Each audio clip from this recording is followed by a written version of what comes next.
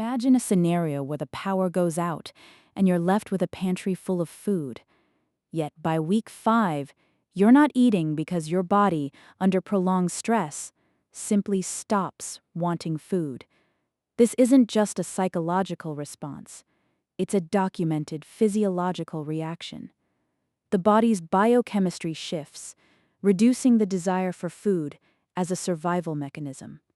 Understanding this shift is crucial for anyone preparing for a long-term power outage. The key isn't just having food, it's having the right food that your body can process and utilize effectively under stress. Today, we'll explore 13 foods that genuinely work across 90 days without power, starting with canned fruit. Canned fruit isn't just a snack, it's a hydration source. Most people think of it as comfort food, but in a crisis, it's a critical component for maintaining hydration. The liquid in canned fruit contains naturally occurring sugars and trace electrolytes that help the body absorb fluid faster than plain water. This is crucial because dehydration impacts cognitive function before physical symptoms appear. The brain slows down decision-making and reaction times, and you might not even realize you're dehydrated. This cognitive impairment can be dangerous in a crisis.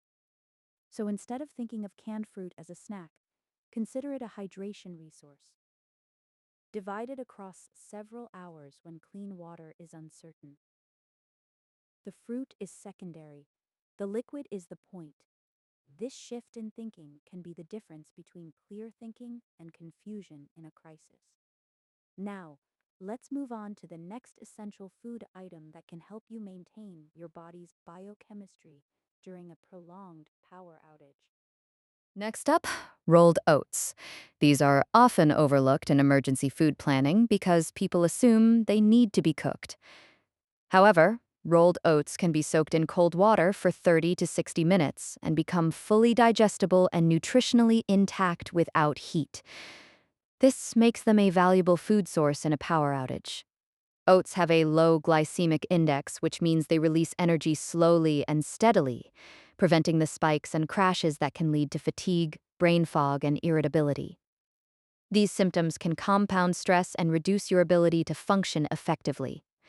The key is to store oats sealed, dry, and away from humidity. They last 1 to 2 years, but moisture can cause them to clump and become unusable. Testing your oats in a cold soak before a crisis ensures you can rely on them when needed. This practical tip can make a significant difference in maintaining your energy levels during a prolonged outage. Now, let's explore another essential food item that can help you maintain your body's biochemistry during a crisis. Nutrition bars are often seen as a no-brainer for emergency food supplies. However, temperature fluctuations can break them down, making them ineffective when you need them most. In sustained heat, bars with chocolate or high-fat content melt and lose their structure. In cold storage, they harden and become difficult to eat. This can be particularly problematic for someone who is already fatigued and dehydrated. Testing your emergency bars under realistic conditions is crucial. Eat them after physical activity on a light meal to see if they're easy to consume. This simple test can save you from a situation where you have food but can't access its calories. Nutrition bars work best as a gap filler, providing quick calories when there's no time for a proper meal. Understanding how different foods impact your body's ability to function under stress is key to effective emergency food planning. Now, let's move on to the next essential food item that can help you maintain your body's biochemistry during a crisis. Electrolyte packets and salt are often overlooked in emergency food planning, but they are crucial for maintaining bodily function. The body loses sodium, potassium, and magnesium continuously through sweat and movement. Under normal conditions, food replenishes these without any effort. However, in an extended outage with reduced food, more physical activity, and potential heat, this process stops. The result isn't dramatic, it's quiet. Mild confusion, muscle weakness, slower thinking can occur. These symptoms feel like tiredness, not a medical problem. Drinking water without adequate sodium can dilute the electrolytes you still have, making the decline faster. Sealed electrolyte packets and table salt dissolved in water with a small amount of sugar can serve as a functional solution. This isn't a supplement, it's the foundation that makes everything else on this list work. Understanding how different foods impact your body's ability to function under stress is key to effective emergency food planning. Now, let's move on to the next essential food item that can help you maintain your body's biochemistry during a crisis. Tuna and salmon in pouches offer a protein upgrade that most people haven't made yet. Canned tuna is the default, but pouches are a better option. They are lightweight, compact, and only need water. Protein is essential for muscle repair and maintenance, but it's also crucial for mental clarity. Amino acids in protein help regulate neurotransmitters, which can improve cognitive function. Tuna and salmon also provide omega-3 fatty acids, which are beneficial for brain health. These pouches can be a valuable addition to your emergency food supply. Understanding how different foods impact your body's ability to function under stress is key to effective emergency food planning. Now, let's move on to the next essential food item that can help you maintain your body's biochemistry during a crisis. As a functional solution when nothing else is available. Here's the specific misunderstanding that makes this dangerous. Most people treat hydration as a water problem. It isn't. Research consistently shows that drinking water under physical stress without adequate sodium can dilute the electrolytes you still have, making the decline faster, not slower. The body needs balance, not just volume. Sealed packets last 1 to 3 years. Table salt stored dry doesn't meaningfully expire. A box of 30 packets runs about $15, roughly 50 cents per serving. One packet in 16 ounces of water can help stabilize your body's function for several hours. This isn't a supplement. It's the foundation that makes everything else on this list actually work. Number 9. Tuna and salmon in pouches. The protein upgrade most people haven't made yet. Canned tuna is the default. It appears on most lists, sits on most shelves, and belongs there. But there's a specific format that outperforms the can in nearly every practical way. And most people storing tuna haven't switched to it. Fish in foil pouches is lighter, more compact per unit of protein, and carries a comparable shelf life of 2 to 3 years under proper storage. Those advantages feel minor in normal life. In a real crisis, they become meaningful. Here's a detail most people never consider. A metal can opened in a quiet environment makes a distinct, identifiable sound. In certain emergency situations where you don't want to draw attention, that's not irrelevant. A foil pouch opens almost silently. Small difference. Real implications depending on your circumstances. There's also a storage risk specific to pouches that almost nobody plans for. Bending, compressing, or stacking weight on top of pouches during storage can create microfractures in the seal that are completely invisible from the outside. Oxygen gets in. The contents degrade without any visible sign.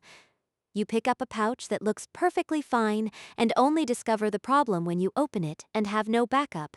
Store pouches flat, undisturbed, away from direct light. Don't stack anything heavy on top. The protein itself, a complete amino acid profile that supports muscle maintenance under physical stress, is ready in under 30 seconds with no preparation, no utensils, and no cooking. $2 to $3 each, combined with crackers or tortilla, a complete short-term meal in under a minute. One firm rule: once a pouch is open, finish it. There's no safe way to store leftovers without refrigeration. Number 8. Peanut butter. The energy source most people are storing in the wrong place. It belongs on every list, just not for the reason most people put it there.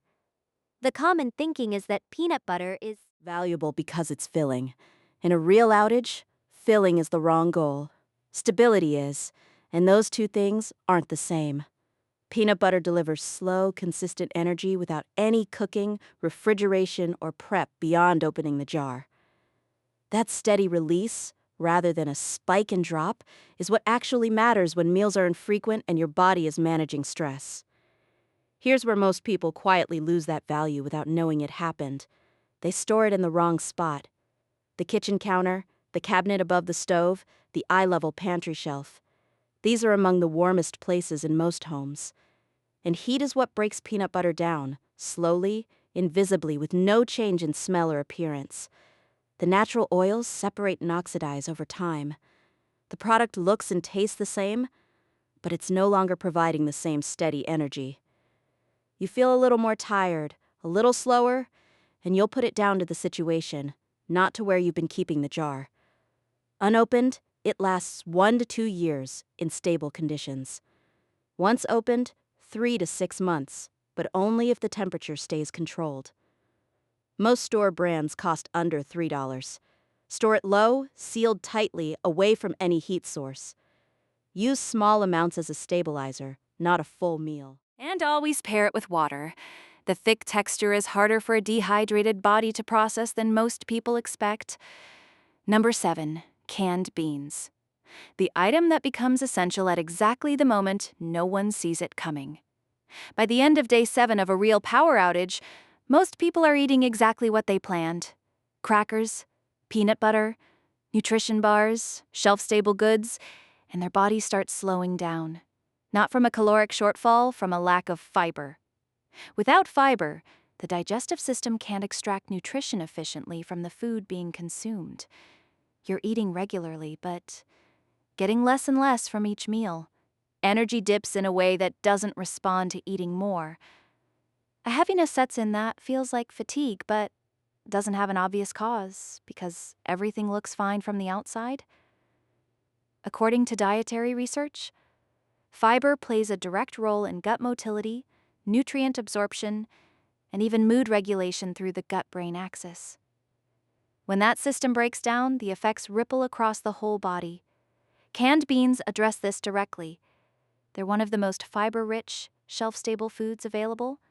One 15-oz can under $1.50 at most stores also delivers plant-based protein, complex carbohydrates, and key minerals, including iron, magnesium, and potassium. The same minerals that deplete under sustained physical and psychological stress. No cooking, no preparation. Open the can and the food is ready. One storage note worth knowing. Don't place cans directly on concrete floors. Temperature differential between metal and concrete creates slow condensation that corrodes the exterior over months. Gradual, but in long-term storage, gradual is exactly the problem.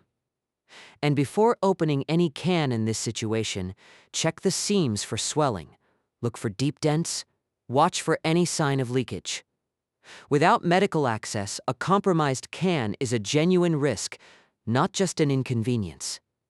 This is a good point to pause and note something that most emergency content misses entirely. Protein and calories get most of the attention, but research on extended dietary restriction consistently shows that the systems that fail earliest are the ones running on micronutrients. Cognitive clarity, immune response, emotional regulation. Those run on fiber, consistent fat, vitamin C, and iron. The next 6 items address exactly that gap. If that kind of depth is useful to you, hitting subscribe means you won't miss what we cover next, including a closer look at the water and medical side of long-term outage prep that most channels don't go into. Now, music the top 6. This is where the list gets specific. Number 6, nuts and trail. Mix. The most calorie-dense option here and the most likely to quietly fail. Per ounce, nuts deliver more usable calories than almost anything else in shelf-stable form. 1 ounce of almonds provides roughly 160 calories along with protein, healthy fats, and a solid micronutrient range. In a reduced meal environment, that density is genuinely significant. But there's a failure mode built into this category that's invisible until it's already happened. The fats in nuts, primarily polyunsaturated and monomansaturated, oxidize under heat and light. Rancidity doesn't announce itself clearly in the early stages. No obvious smell change, no dramatic taste difference. You're eating nuts that appear normal, not recovering the energy you expected, and you have no way to identify why. Shelf life can range from 6 months to over a year, but that range is almost entirely determined by storage conditions, not time. Dry, cool, sealed, away from light. Vacuum-sealed packaging extends usability considerably. Bulk nuts in an open container at room temperature in a warm kitchen fall well below the low end of that estimate. Trail mix adds a second variable, sodium. Many commercial blends are heavily salted. Under restricted water intake, exactly the condition of a prolonged outage, high sodium accelerates fluid Loss. The snack you're eating to maintain energy can quietly make dehydration worse. And a third consideration that rarely appears in preparedness content: whole nuts require meaningful chewing effort. For someone already fatigued and running low on water, that effort may not be realistic. Softer varieties, cashews, macadamia nuts, or partially crushed nuts work better under those conditions without losing the caloric value. Small amounts, regular intervals, always with water. Check sodium before buying in bulk. Store vacuum sealed in the coolest location you have. Number 5, tortillas. Not really a food, more of a delivery system. Bread is the default assumption for most households, and it's almost always the first thing that becomes unusable. 2 to 3 days without refrigeration, a little warmth, a little humidity, bread goes stale or molds right at the moment you need a reliable base for everything else in your supply. Tortillas are different. An unopened package in a cool, dry spot can stay usable for several weeks to a few months, significantly longer than bread in the same conditions. Flour varieties outlast corn, but the shelf life isn't the main point. The main point is what tortillas make possible. You have canned fish, peanut butter, beans, crackers, individual items. Without something to put them in or on, each one requires a vessel, a utensil, and cleanup. With a tortilla, every one of them becomes a handheld, self-contained meal. No plate, no utensils, no cleaning needed. That cleanup point carries more weight than it sounds. Every dish washed uses water. In a scenario where water is rationed, anything that removes a consumption point extends how long your supply lasts. Tortillas eliminate an entire category of water use. One failure mode that catches most people off guard: moisture enters the package invisibly. Spoilage starts inside. The package looks intact. You only find out when you open it for a meal you were counting on. Divide the supply early. Open only what you'll use in one sitting. Reseal properly. Not just closed, but actually sealed. And keep in the driest spot available. Under $4 a pack, the tortilla doesn't feed you. It makes everything else feedable. That quiet role makes it essential. Number 4, dry crackers. The platform that holds the whole system together. If tortillas are the delivery system for a complete meal, crackers are the delivery system for everything in between. On their own, they're not really food. They're a platform. A cracker with canned fish and peanut butter is a functionally complete short-term meal. Without the cracker, those same items are harder to portion, harder to eat efficiently, and harder for the body to register as a structured meal. There's also a dimension here that almost never shows up in preparedness content: the psychological role of meal structure. In an extended outage, no table, no plate, no routine. The loss of structure affects more than comfort. Studies on food behavior in disrupted environments show it directly impacts how consistently and how much people eat. Something that resembles a real meal, that you hold in your hand and eat in bites, maintains that rhythm when nothing else does. Here's where crackers fail: not before you open them, after. Ambient humidity enters an open package quickly. The crackers don't spoil, they soften. And softened crackers, when you're already tired and running low, are just unpleasant enough that you eat a little less, slightly less, consistently over days. That slight reduction compounds. Fatigue deepens. Cognitive function drops. And there's no obvious cause because the food is right there. Divide crackers into single serving portions from the start, or reseal completely after every use. Whole grain and water cracker varieties with lower fat content store more stably than oilier options. Shelf life of 6 months to over a year in proper conditions. Under $4 for most brands. The role this item plays is invisible. When everything's working, it becomes obvious the moment it isn't there. Number 3. Ready-to-eat soup. The only item that solves two problems at the same time. Around week 2 of a real 90-day outage, the challenge shifts. It's no longer just about eating enough. It becomes about managing nutrition and fluid together. And very little on a standard grocery shelf handles both simultaneously. Fully prepared, ready-to-eat soup does. Not concentrate. Not a product that needs water added to it. A fully prepared soup sealed in a can, safe to eat at room temperature straight from the container. No preparation, no cooking, no dependency on any other resource. Open it. Eat it. Food and fluid right now. Shelf life of 2 to 5 years under standard storage. Here's the specific problem most people don't plan for when they select this item: sodium. Most commercially prepared soups carry 700 to 900 milligrams per serving. Under normal conditions, that's unremarkable. Under restricted water intake, which is exactly the condition you're in, that sodium load drives thirst and speeds up the very fluid loss you're trying to prevent.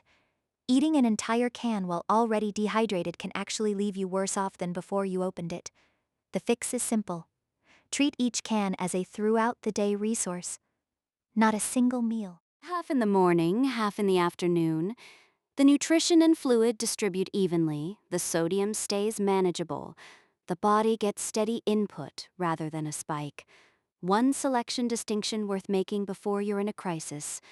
Soups that need water added to a concentrate are a fundamentally different product when water is limited. They become nearly useless. Fully prepared soup has no such dependency. Under $3 per can at most stores. In a situation where almost everything requires something else, that self-contained quality is exactly the point.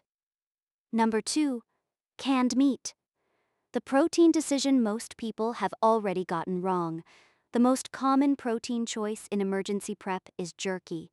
It makes intuitive sense. Dried meat, compact, shelf-stable, high in protein, no prep required. Here's what actually happens when you try to eat it at the moment you need protein most. Jerky requires real chewing and significant saliva to break down.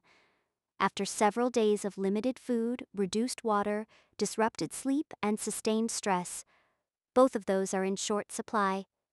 The jaw tires. Saliva production drops with dehydration. Jerky that seemed perfectly reasonable in normal conditions becomes genuinely difficult to process. The protein is in your hand, but your body's ability to access it has been compromised by the exact conditions it was supposed to help you get through. That's the specific problem canned meat solves. Chicken, turkey, beef, soft, minimal chewing required. Ready to eat straight from the can or combined with crackers and tortilla in under a minute. Shelf life of 2 to 5 years. The key storage variable is heat. Sustained high temperatures can alter the fat content in ways that affect how the body responds, even within the printed expiration window. The framing that should guide every protein decision in your planning is this: the goal isn't to have protein. The goal is to get protein into a body that's no longer functioning at full capacity. Those are different targets. They require different choices. Canned chicken runs under $3 at most stores. The texture difference between jerky and canned meat seems small in normal conditions. Under real ones, it's decisive. Plan for who you'll be when you need these foods, not who you are right now. Number 1, honey. The only item on this list with no expiration date. At the start of this video, I mentioned one item with no expiration date. Not a long shelf life, no expiration date. This is it. Honey's extremely low moisture content, combined with its high sugar concentration and natural antimicrobial properties, creates a biochemical environment where bacteria and mold simply can't survive. Archaeologists have recovered honey from sealed vessels thousands of years old and found it chemically intact. That's not a dramatic claim. It's well documented in food science literature. Properly sealed, stored honey isn't a long shelf life food. It's an indefinite one. But that's not why it's number 1. Here's the real reason. Around week 4 or 5 of a genuine extended outage, something happens that almost no one anticipates. And it's not what you'd expect. The food doesn't run out. People stop eating. Extended stress, disrupted sleep, physical exhaustion, and reduced caloric intake combine to produce a recognized physiological state where appetite collapses. Research on prolonged dietary restriction consistently shows this pattern. Food becomes unappealing. The effort of even a simple meal, finding it, opening it, eating it, starts to feel disproportionate to any benefit. This isn't a mental weakness, it's a documented stress response.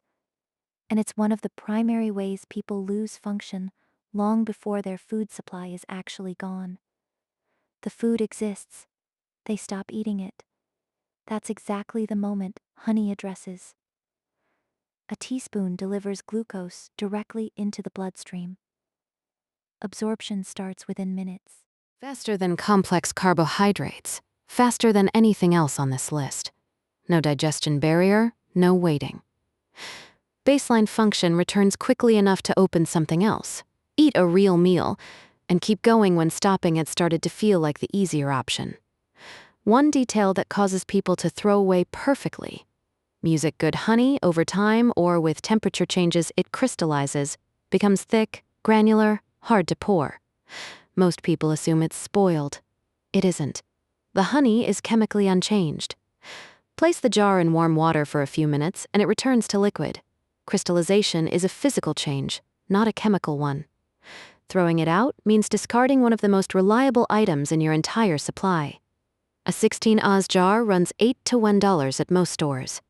Throughout history, honey was carried on long expeditions, not as a comfort item, but as a last resort stabilizer. Something used when the body had reached its limit. The biochemistry behind that practice is now fully understood. In 90 days without power, the most likely reason someone stops isn't that their food runs out. It's that continuing requires more than they feel they have left to give. Honey is what extends the distance between where you are and that point. And in a sustained crisis, that distance is everything. 13 items, 3 functional categories. The hydration and mineral layer, canned. Fruit, ready to eat, music, soup, electrolyte packets, and salt. These maintain the fluid and mineral balance your body needs to process everything else. Without this layer, what's below it stops working. The energy and protein layer, rolled oats, peanut butter, canned beans, tuna and salmon pouches, nuts and trail mix, canned music, meat. The macronutrient foundation. Each one chosen not for how it performs in normal conditions, but for how accessible it stays under sustained stress, dehydration, and reduced capacity. The stability layer, tortillas, dry crackers, nutrition bars, honey. These maintain the rhythm of eating when everything else is disrupted. They keep meals functioning as meals. They keep people eating when appetite drops. They keep the system going when the body is working against itself. Every item is available at any grocery store. None require specialized knowledge. Most cost under $3. The difference between someone who uses this list effectively and someone who doesn't isn't what they own. It's what they understand about what they own. One last question to leave you with. We covered something today that most people never consider. In a real extended outage, people often stop functioning not because they run out of food, but because they lose the drive to keep eating. Knowing that